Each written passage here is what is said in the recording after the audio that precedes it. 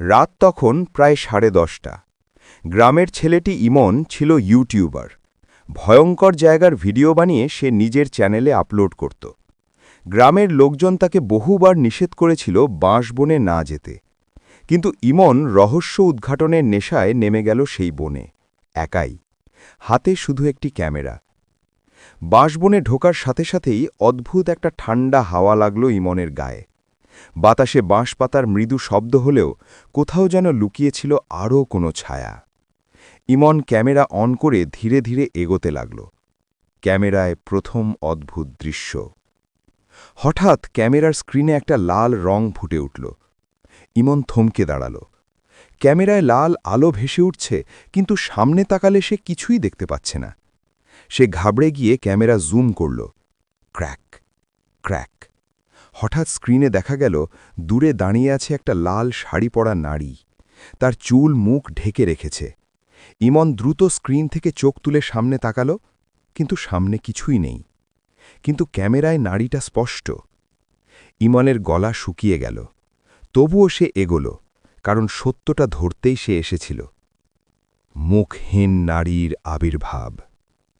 যতই ইমন এগোতে থাকে, বাঁশবনের বাতাস ভারী হতে থাকে, যেন কেউ পিছন থেকে ফিসফিস করে ডাকে, ফিরে যা ইমন। ইমন ভয় পেলেও নিজেকে শক্ত করে সামনে তাকাল। এবার হঠাৎ ক্যামেরা নিজে নিজে কাঁপতে লাগল। ভিডিওতে দেখা গেল নারীটি এখন ইমনের ঠিক পেছনে দাঁড়িয়ে। ইমন ঘুরে তাকাল, কিন্তু কেউ নেই। কিন্তু ক্যামেরায় দেখা যাচ্ছে সে একদম তার ঘাড়ের পাশে মাথা নিচু করে দাঁড়িয়ে আছে, আর তার মুখ নেই। সেখানে শুধু চিকচিকে এক কালো শূন্যতা। শেষ 30 সেকেন্ড। ইমন আতঙ্কে দৌড়াতে লাগল। বাঁশগাছগুলো যেন তার দিকে ঝুঁকে পড়েছে। কিন্তু যত সে দৌড়াচ্ছে, ক্যামেরার স্ক্রিনে দেখা যাচ্ছে লাল শাড়ির নারীটি একই দূরত্বে তার পিছনেই আছে, নিঃশব্দে, মাটিতে না ছুঁয়ে ভেসে চলছে। ইমন প্রায় বেরিয়ে আসছিল বাঁশবন থেকে। ঠিক তখন ট্রি! একটা তীব্র চিৎকারে তার কান ঝাঁঝরা হয়ে গেল। ক্যামেরা হাত থেকে পড়ে গেল।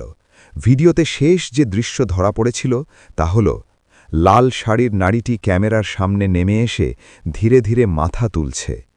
দেখা যাওয়ার কথা ছিল মুখ, কিন্তু সেখানে শুধু একটা গভীর কালো গর্ত, যার ভেতর থেকে আসছিল ঠান্ডা শ্বাস। পরিণতি। পরদিন সকালে গ্রামের লোকজন ইমনের ক্যামেরাটা বাঁশবনের পথের ধারে পেল, কিন্তু ইমনকে পেল না।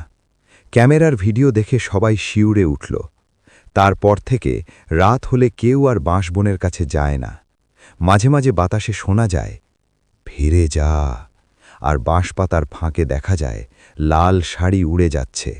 কিন্তু সেই নারীকে আর কখনো সরাসরি কেউ দেখতে পায়নি।